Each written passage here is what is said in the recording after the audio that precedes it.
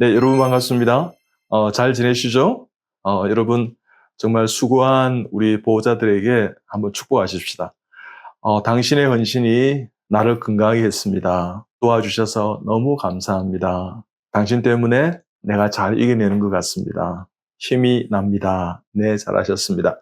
네, 오늘은 우리 암 극복자들이 가장 궁금해하는 질문 몇 가지를 말씀드리도록 하겠습니다. 암 환자들이 가장 많이 하는 이제 질문을 제가 한번 외래에서 보고 정리를 해봤는데요.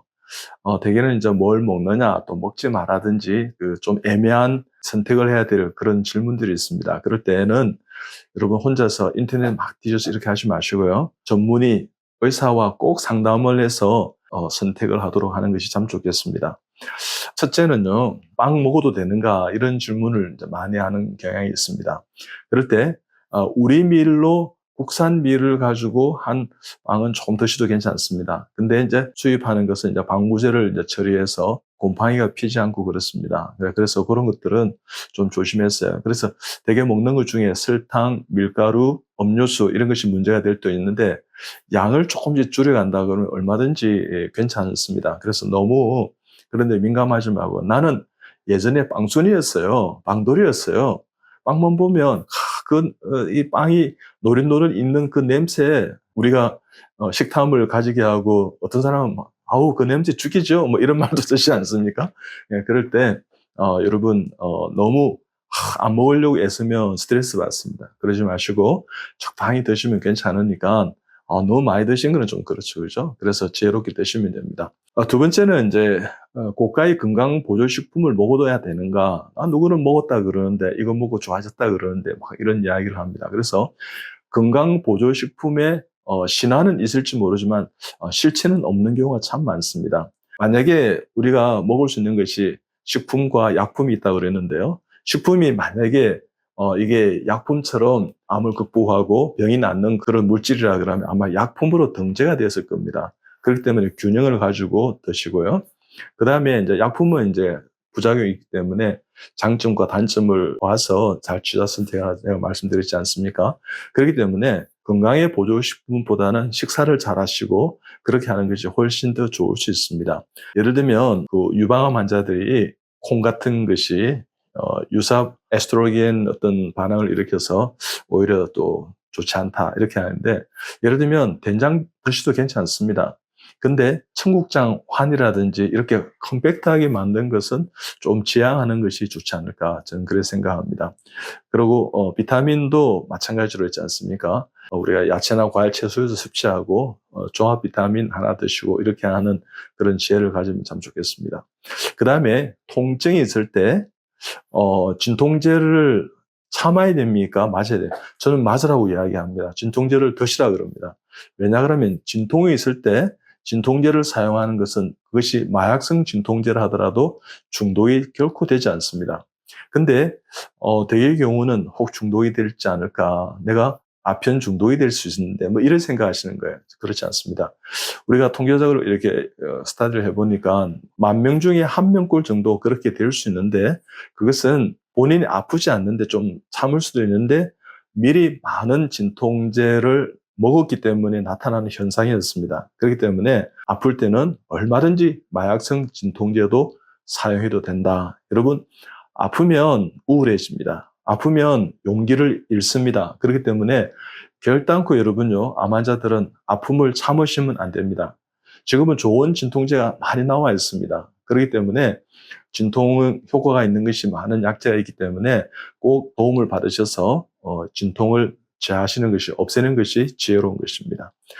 그 다음에 이제 꼭 이제 말기암은 통증이 오는가 하는 것을 물음을 많이 할 때가 있는데요.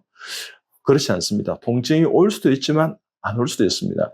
저 환자 중에 췌장암을 저희 병원에서 치료해서 6개월 만에 수술이 불가하다는 수술을 했던 그 환자 한우분들을 보면 통증이 거의 없는 경우가 많았습니다.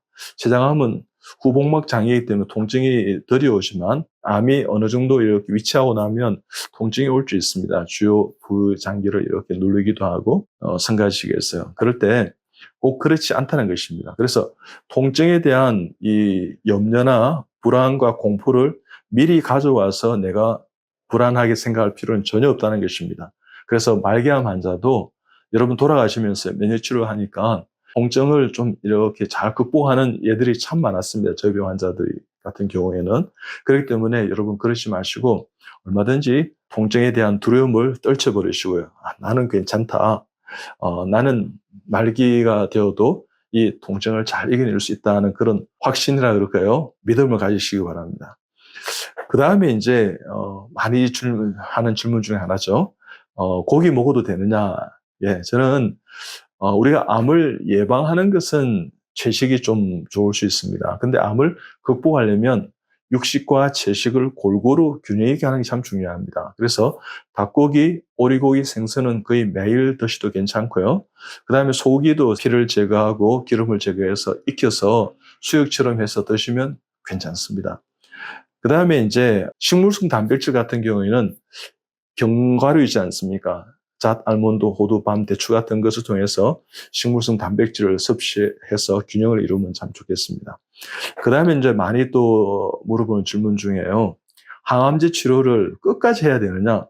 아닙니다. 여러분, 항암제 치료가 어떤 답보 상태에 오고 그것이 암을 낫게 하는 것에서 오히려 플러스 요인보다는 마이너스가 많다. 즉, 장점보다는 사이드 이펙트, 부작용이 많아서 내가 더 힘들어진다 그러면 우리 몸의 신체에서 더 위해를 가할 수 있기 때문에 균형을 가져야 됩니다. 그래서 항암제가 암이 줄어들고 반응을 할 때까지는 좋지만 그 반응 상태가 즉 어떤 답보 상태에 온다든지 항암제가 잘 듣지 않는다든지 그러면 또 다른 항암제를 또 쓰기도 하는데 그것조차도 다 해서 말기가 돼서 항암제 쓸 것이 없다 그러면 그때까지 그럼 또 다시 또 처음으로 돌아가서 항암제 쓰지 뭐 이렇게 하면서 항암제를 쓸 경우가 있는지 모르겠지만 그것은 별로 좋은 선택이 아닙니다.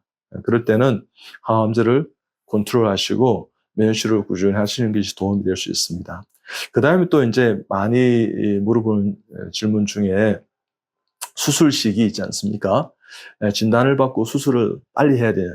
빨리 하는 게 좋습니다. 그렇지만 대개 수술을 많이 하고 그쪽에 이렇게 소문에 이름이 나신 전문의 선생님들, 교수들은요, 몇 개월 또 이렇게 몇 년이 이렇게 수술 환자가 잡혀 있을 때가 있습니다. 그러면 차선택을 선택하거나 기다리시면 됩니다. 그러면 또 암이 또 빨리 확 퍼지지 않느냐?